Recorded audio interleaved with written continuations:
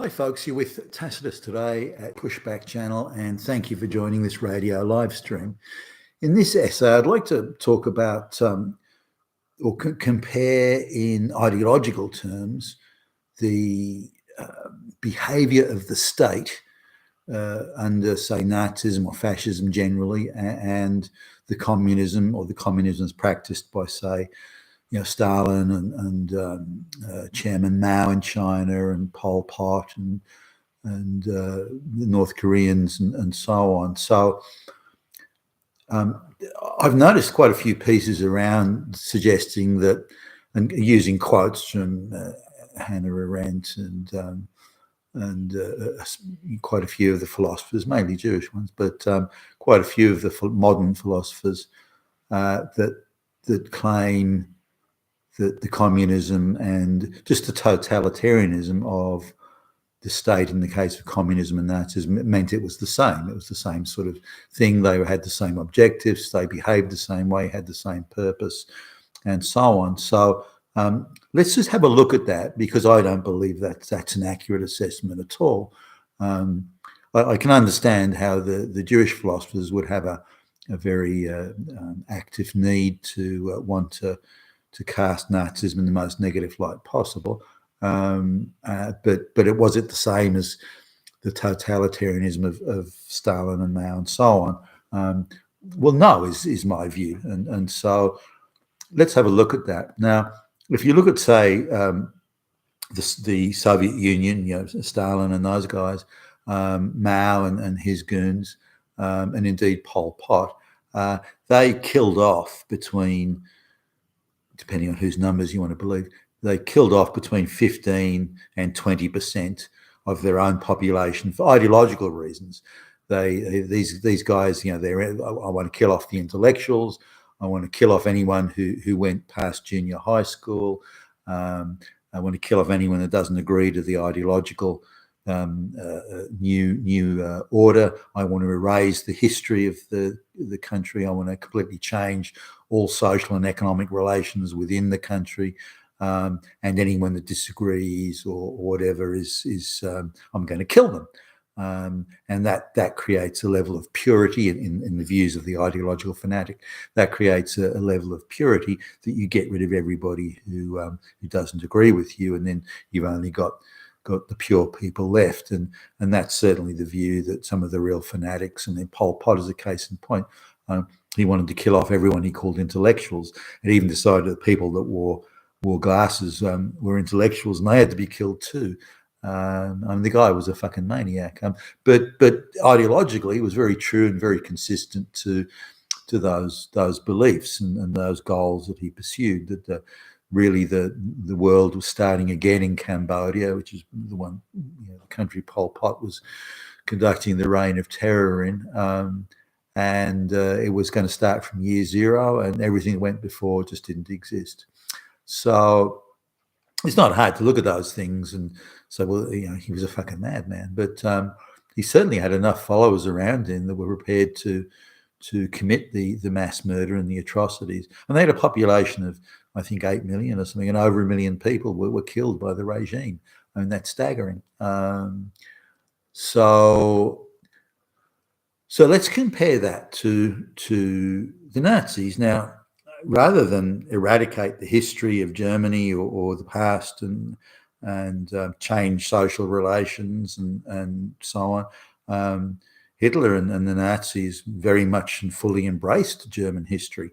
In fact, they wanted to gin it up, and people, characters from German history that were turned into demigods in the history texts, and not that they didn't exist, and not that they weren't important characters in history, but they were certainly cast in a very positive light, in ways that a more thorough analysis may not necessarily have produced. But they still believed in German history.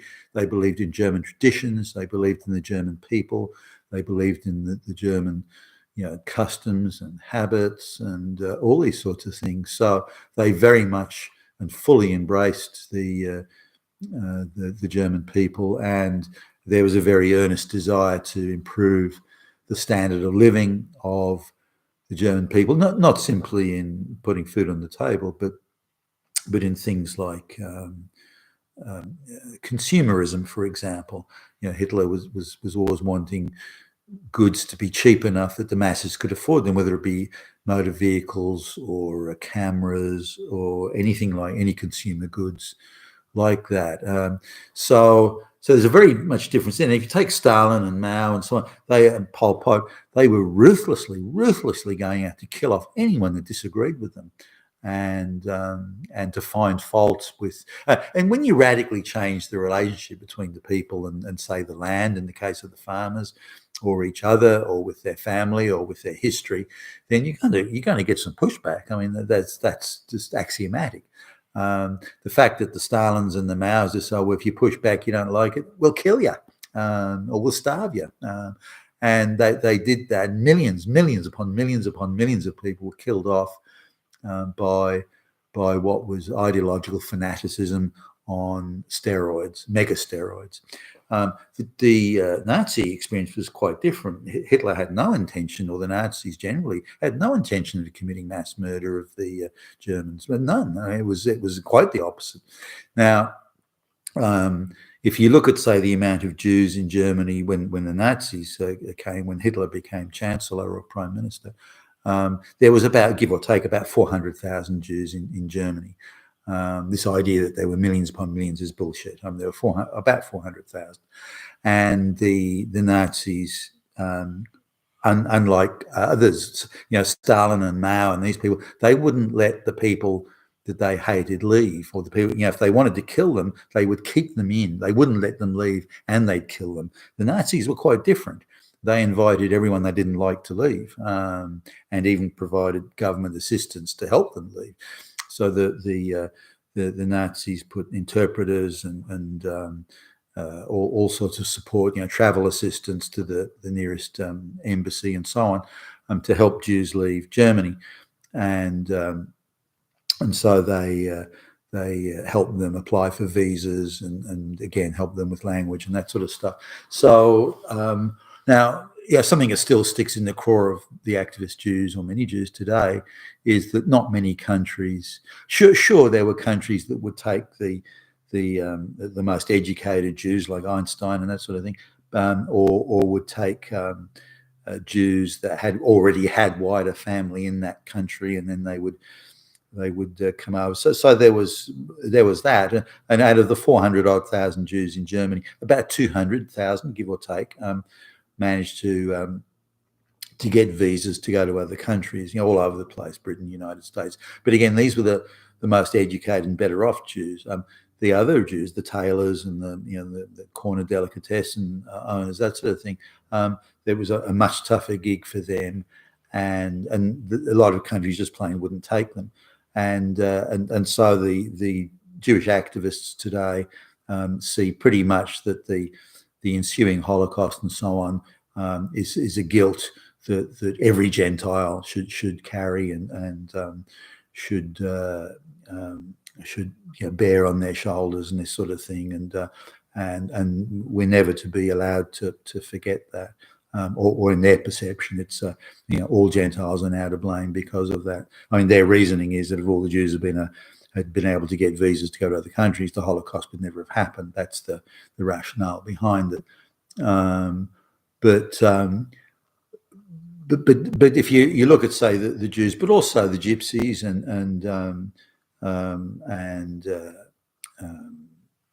radical Marxist activists, of which there were quite a few in Germany, by the way, they were all invited to leave Germany, and some were able to, and some not. But if you look at the total sort of population that the Nazis were targeting, between the Jews, the Gypsies, the Marxist activists and so on, it was less than 1% of the German population, of the total population in Germany at the time, less than 1%. And again, many of those were able to go overseas or find visas to go to other countries. So and were assisted with government programs to do so. So they weren't prevented from leaving. Far from it. That the Nazis threw a lot of resources at helping them leave. Now the Gypsies, we don't feel like leaving, and they're hardly models of upstanding citizenship, the Gypsies, but so if they refused to leave and refused to mend their ways, then things didn't work out so good for them, and we know that. But in terms of an intent to kill, we're not going to let you leave and we're going to kill you. That was the communist shtick. The Nazis were quite opposite. They would invite people to leave. We'll help you leave Germany. So there's quite a difference there. So again, the Nazis embraced, were quite nationalistic in the sense of embracing the nation's history, the nation's past, the nation's heroes, and so on. And this meant that far from fighting his own population or fighting their own population, the Nazis were able to gather quite a bit of support. They weren't attempting to change the core and key relationships, with farmers and the land and so on. And Germany became far more productive agriculturally, far more productive in terms of producing manufactured finished goods. Their public services became better, and the standard of living in 1939 in Germany was the highest in Europe. Unlike, say, in Cambodia or China or the Soviet Union, where standards of living went backwards quite substantially, and even in by 1940, the standard of living for, say, the very poorest peasants, as they would have been under the Tsarist regime, they were probably a bit better. But otherwise, nobody was really, very few people were better off than they had been. The deck chairs being moved around, the aristocracy had gone, but they'd been replaced by an ideological aristocracy. So really nothing had changed in that sense. The communists didn't flaunt their wealth like the aristocrats did with golden carriages and so on, but they had plenty of limousines and country houses and dashes and that sort of thing, and the very finest food of caviar and the very finest vodka and so on. So they were living like royalty and lording over the peasants, even though the peasants, the very bottom end of the peasantry, probably were doing a bit better by 1940 than, say, they were in 1913, when the before World War I and during the Tsarist regime. So really, there's a lot of difference, like a huge difference between the communists and the fascists. Mussolini was the same. He very much embraced Italian and Roman history and ginned it up, and even had overly optimistic visions of creating a new Roman Empire and that sort of stuff. But Stalin and Mao and Pol Pot set out to kill off anyone that didn't agree with them. You had to ideologically agree. The Nazis were quite different. If you didn't agree with them, well, fine. You wouldn't have the same access to the best jobs and the best promotions and the best positions and those sorts of things as you would if they thought you were agreeing with them. But there wasn't the same ideological intensity of it. The ideology was believe that Germany is great. Believe that Germany has a destiny, and believe in German history and these sorts of things. And also promoting things like the quality of manufactured goods and make good quality goods, because good quality goods mean that your neighbour will have good consumer products and things like that. So they're very much into that sort of stuff. And not that there wasn't ideology, there was, but it was still built around German history and the Germanic people and the structures and again the culture of Germany. So given the deviation from the German nature of things was quite small. They were just adding some stuff on top. Because of that, then they didn't have the same resistance and the same struggle and the same requirement as the ideological fanatics and the communists did of killing off so many people. I mean, if you add up the deaths of just Stalin and Chairman Mao, we're talking over 100 million people were killed off. just for ideological reasons. This is no crime or anything, just ideological. And I wondered, even today, we're returning to an ideological fanaticism, pushed by the globalists and Klaus Schwab. I mean, they haven't got around to killing folks yet, but I don't think it's far away. If you disagree with them, they'll shut you down and make sure you don't have a bank account, and they'll do all sorts of things to you. So, killing people off is really only the next step. Or starving them to death, as the case may be. But that's the difference, as I see it, between the Nazis and or the fascists and the communists. The fascists embraced their own country and history and nationalism and so on, whereas the communists are quite the opposite. It's purely ideological they're pursuing. Whereas the Nazis, weren't that way at all. And if you look at just the wealth that the Nazi state created, or even the improvements that Mussolini made, by appealing to the people and what they know, and saying, well, hey, be confident in who you are. You're a great people, and you've got a great future, and let's work to make it better for everybody, and so on. And that gets a much better result than the way the communists doing is. You're all evil and you're all bad, and we're going to kill you off if you don't agree with us. So that's the big difference, I think, between the two. Now the end game, where in the Second World War is the case in point, where it was Germany's bid for supremacy there. Or the Nazis bid for supremacy, and came very, very close to succeeding. In fact, came within a whisker of succeeding. It was that close, and that kind of scared everybody. But the later, the concentration camps and the mass murder that came from it, or was part of that. That was, you could say, an extension of the ideology, but there were still far fewer people killed there than they were killed by the Russians. Also, the Soviet Russians and the Chinese were quite happy to kill their fellow citizens and their neighbours just for ideological reasons. Whereas the Nazis would target, say, Jews, Gypsies, homosexuals, lesbians, Marxist activists, and so on. I'll mention something else too. I knew a guy. I mean, he's dead now, but I knew a guy when I wasn't actually long out of high school. He wasn't in college, that sort of age, where and he had been 16, 17 years old in Hungary during or at the end of World War II, and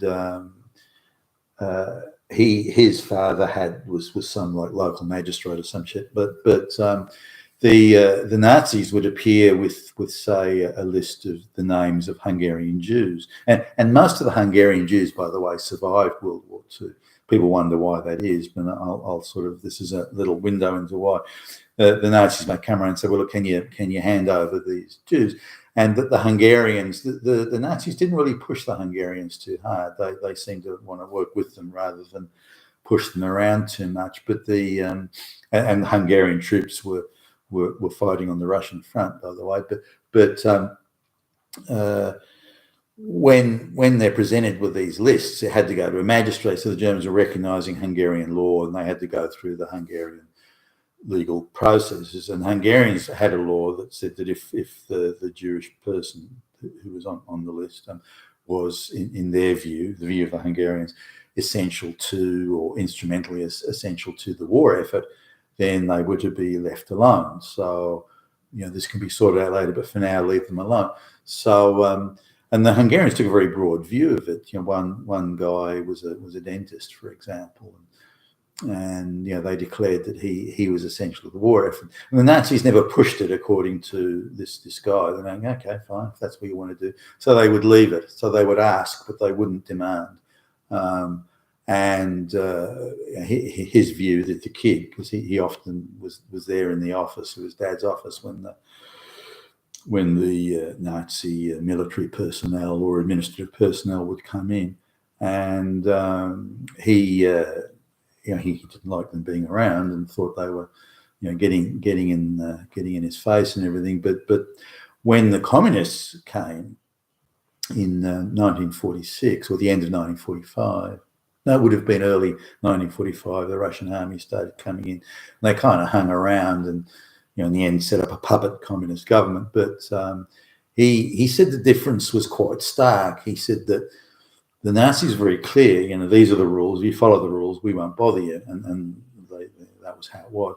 The Russians were quite different. They were trying to encourage you to trespass on their ideology. So they'd come in and say, look, we're going to have a town hall meeting. We want to create a new society, a better society, a communist utopia. Why don't you guys all come to a meeting and share your views? Everyone get up and talk and say the sort of utopia that you want. And so they go to these town hall meetings, and his father told him, shut up, don't say anything, just sit there and shut up. And the kid, this guy who was a kid then, he wanted to get him and say, I want this, that, just shut the fuck up and say nothing. And it was interesting because he said all the people that got up and made impassioned speeches about, the utopia and the sort of thing they wanted, and how society should be ordered, and whether or not communism would suit Hungary, these sort of things. Those people just quietly disappeared, were found dead, and this sort of thing. And the communists, quite clearly, the Russian communists, the Soviet communists, were killing them off. So anyone who was ideologically or viewed as ideologically unsound was killed off. But they were holding these town hall meetings just to flush out people who may be future leaders, future influencers, a bit like social media now, how the globalists shut anyone down who's got the wrong opinion. It was the same there. That's what the Soviet did there. They just killed off people who had the wrong views, or who may be persuasive enough to be listened to by others. They all had to go. So when he, you ask him, if you had a choice between the Nazis and the communists, what would you pick? And again, this is Hungary, where the Nazis were quite gentle with them. He said he'd pick the Nazis without, in a heartbeat. And so it's an interesting take there by someone who lived under both systems. But that's my take on the difference between the fascism and the communism. Each has their evils. Each has their mass murder component. Each has various elements of ideology, but one ideology was to replace everything that went before. The Nazi ideology was to work, or fascist ideology was to work with the nationalism and with the systems and with the culture of the country. And so it received much less pushback and was considered very favourably by more and more people. You've been with Tacitus today, your Pushback channel, and thank you for listening.